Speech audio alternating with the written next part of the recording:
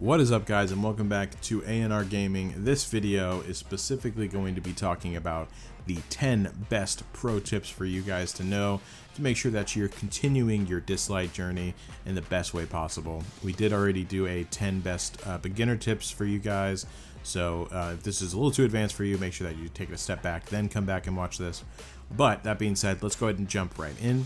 So the first thing is going to be make sure that you focus on getting all of the requirements necessary to get Gabrielle first as soon as possible. I have a video that breaks down more of the milestones that you need to make sure you hit before you do that, but you do need to make sure that you start getting things in place for her, which means that, as you can see, I'm just going to break down the process a little bit for Esper Fusion for her. As you can see, you're going to need Fabrice specifically, and then 3 characters that match the element type, all at Ascension level 5, which means all at level 40.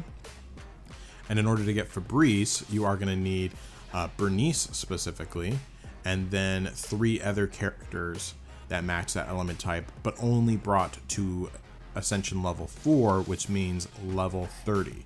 So those ones are much easier to hit. The next tier up is a decent bit harder, especially hitting level 40. It's a lot of experience. So make sure that you are putting everything in place to get those characters, because Gabrielle is an incredibly good character to have. She'll help you push past all of those areas that you're currently having trouble with once you unlock her. So yeah, you just never want to put her on the back burner to push a particular story or anything, because with her, you're going to push past it much quicker yourself. So do those things. All right, number 2. This time we're going to be talking about practice stage to level up 1 carry, 4 levelers. So this is basically the best method that you could use to level up and gain experience for characters in the game, as of right now at least. And that's going to be, you want to go to the furthest possible practice stage that you have. Everyone knows what those practice stages are, but just a refresher, you unlock that practice stage for each chapter whenever you hit the 5th level of that chapter, right? And so once you're there, as you can see, the setup that I have here is you have 1 carry, because these characters that they're battling against, there's 3 waves of them, but they're all very easy characters. So you want to have 1 carry, and then you want to have ideally 4 people that you're carrying, right? Now your carry needs to be able to have AoE and be able to, carry himself. He needs to have lifesteal of some kind. Li Ling has built-in lifesteal. If they don't, they need a Hades set, or even if they do have it, you might also need a Hades set just to make sure. But typically the character that people use are Mona, which everyone gets, and Li Ling, which a lot of people will get because it's one of 2 of the starter characters for the first 10 pull. So make sure that you're following this. You want to use that for, whenever you start going through the process of leveling up your Experimons. I'm sorry, not your Experimons, your Starimons, which you're going to be doing a lot of. And you're also going to be doing it whenever you're leveling up characters. Good example of this is whenever you're going to be getting Gabrielle. You're going to be doing this a lot. So make sure you're following that setup. And don't ever, you want to make sure you can do it on multi-battle specifically over and over and over again. So make sure you test it on multi-battle before you just go in. All right, next thing we're going to talk about is STARIMONS, and specifically why you should not use level 1 4-star STARIMONS as anything other than fodder. So basically here, whenever you get achievements or anything like, or events or anything like that, or maybe you buy them from the shop, 4-star STARIMONS only then will come as level 1. The only other way to get 4-star STARIMONS is to naturally make them, which they're going to need to be at least level 30 to get to from a 3-star. So make sure that whenever you are making your 5-star STARIMONS, and you're going to, in order to make 5-star STARIMONS, you're going to have a 4-star STARIMON, right? And then you're going to have at level 40, and then you're going to have 4 other 4-stars that original 4-star is going to eat, right? Well, make sure the ones that he's eating are STARIMONS, 4-star STARIMONS that are at level 1, right? You want to exhaust all of your level 1 STARIMONS as fodder, because you don't want to be leveling up a 4-star STARIMON from level 1. Doesn't make any sense over doing the ones that you can naturally bring up from the 3-stars. So yeah, just make sure that you're doing that. It'll save you a lot of stamina. and it'll save you a lot of time. Lots of people just don't think about this. It makes sense logically, but a lot of people just aren't thinking whenever they're putting characters in. So just make sure you do pay attention to that. The next thing that we are going to be talking about, though, is going to be ABILIMONS. So ABILIMONS are another bottleneck in this game that you have to be careful for. Unfortunately, they're very hard to come by right now. I'll go ahead and pull them up here in just a second. But whenever you level them up, whenever you get your 5 stars, they require these 5-star ABILIMONS. And so the only way to level them up is if you have these, and unfortunately they only come from achievements and events and things like that, which you'll get an influx of at the very beginning, but then they start to really dry off. So a lot of people, whenever they see them coming in, they just start throwing them at their first 5-star. I would recommend not doing that, and I would recommend saving all of those ABILIMONS for Gabrielle whenever you eventually unlock her, which will hopefully be soon after you start, if you follow the right path. So yeah, make sure that you are saving all those ABILIMONS for her, because that makes her even more of a crazy badass character. So yeah, make sure that you're doing that. All right, next thing that we're going to talk about is ripples, and specifically these 2 characters that you can exclusively get in ripples. So first of all, ripples you can find in the chat. Basically, people will do various things and they'll randomly unlock them. First, the ripples are available to your club mates, and then once they're after a certain time passes with your club, then it will be announced to chat, and those are all the ones that you see in the chat.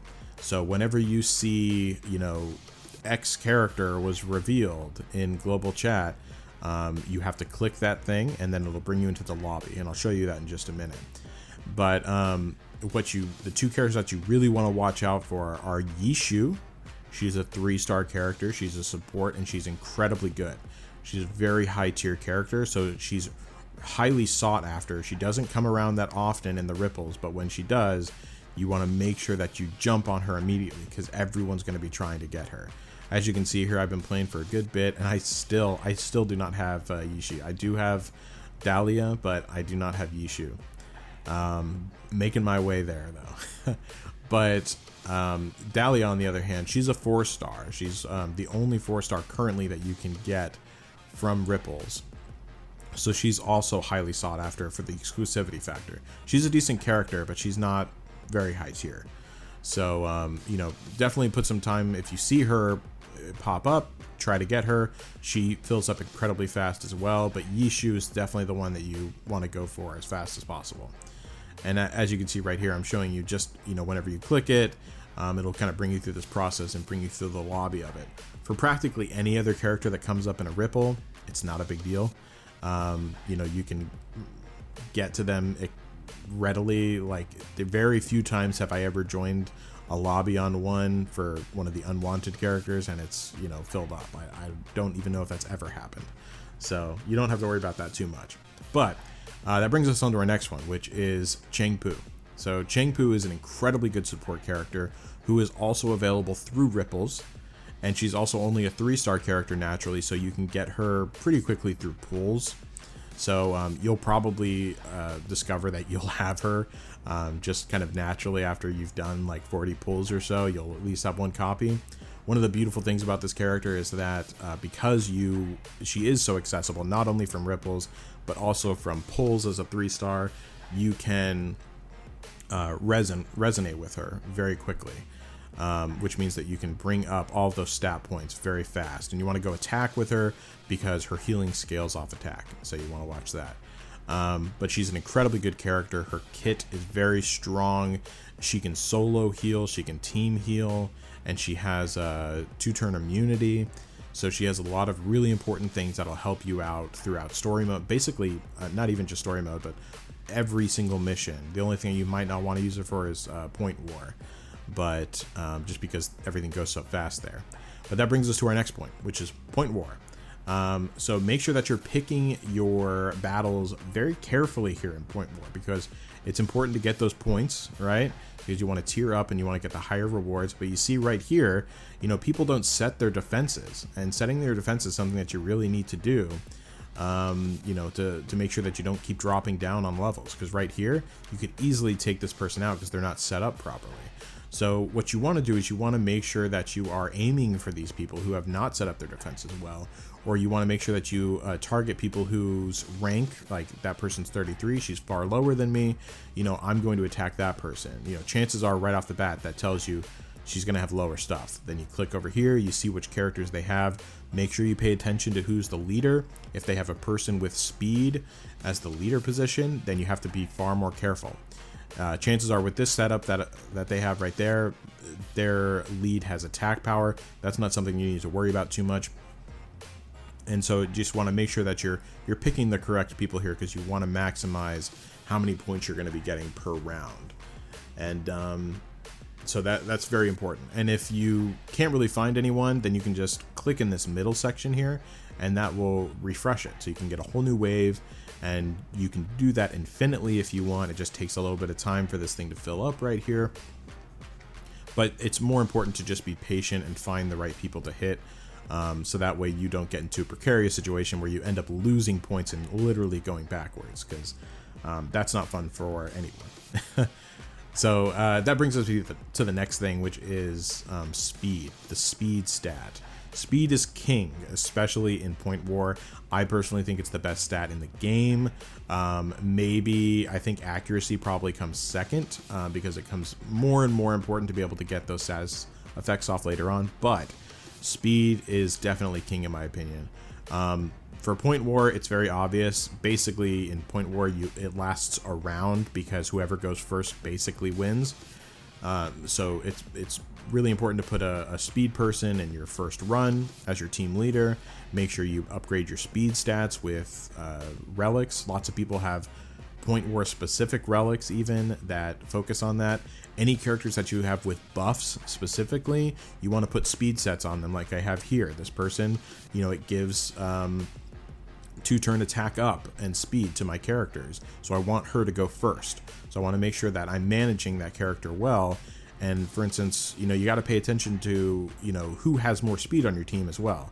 Not only just that you have speed, but who has the most. Because I want my person that's increasing attack, for instance, to go before my Li Ling, which is going to be doing a whole bunch of damage afterwards. I want him to get the attack up first before he attacks. So make sure that you're paying attention to those stats, because it's incredibly important. Next thing is going to be, don't just level up 5 stars automatically because they're 5 stars. This is a trap that people fall into quite a bit. Luckily in this game, you know, everyone kind of has a niche for them to do at least decent in, but there are a lot of 5-star characters that are clunky. They're not so great. And there's a lot of 4-star characters that are incredibly good and up in even the, you know, top 5 characters in the game. So you want to really, before you heavily invest in someone, you want to make sure that you look up a tier list or something like that, just to make sure that you're putting your resources in the right place if you're trying to min-max. You know, if this is all just for fun for you, then, you know, do whatever you want, you know, whoever you like, whoever looks cool, that's fine. But, you know, you want to make sure you're putting in all of your investment into the right characters here. That's really going to help you out, give you the most bang for your buck. The next thing though, and this is the last one, this one is dealing with counters. So basically every boss has a specific set of abilities that can be countered. So you want to pay attention to all of these different characters, or I'm sorry, boss battles and what they do, because if you find the right person to counter that, and that could include, you know, your friends, they can, if you use your friends' characters or anything like that, you know, it makes it easy to find someone so you can push past to the next level, and you can really just destroy that person. Even if you're failing miserably over and over again, as long as you have that one person that counters that mechanic, it works out very well. Like for instance, right here, this the wind one, Wind Striker, this one deals with poison stacks. So the more poison stacks you have, the more damage that person's going to do. So if you have someone with immunity on your team, for instance, you can counter that totally, and you can you know, not have to worry about that anymore, and that boss all of a sudden becomes very easy. So kind of harking back to what I said about the 5-star characters, everyone kind of has a niche. There are a lot of characters that, you know, are only exclusively good in this stage, for instance, where you're battling Kronos only, right? There's lots of characters like that. People, the later you get in the game, you start to have teams built specifically for particular bosses. So make sure that you're not sleeping on certain mechanics that can really help you out in all of those things in order to make sure that you're running them in the most efficient way possible. So just make sure that you always, whenever you get a new character, read their abilities, and then make sure whenever you're going against bosses, you read what their mechanics are, and you make sure that you find that match, because that will definitely help you out a lot in the longer run. So that pretty much wraps up the top 10 best pro tips for you guys. Thank you all so much for listening. Really, really appreciate it. I know this was a longer video, but yeah, if you need any other help, you know, check out the other videos we have. There's lots of stuff there. And until next time, I'll see you.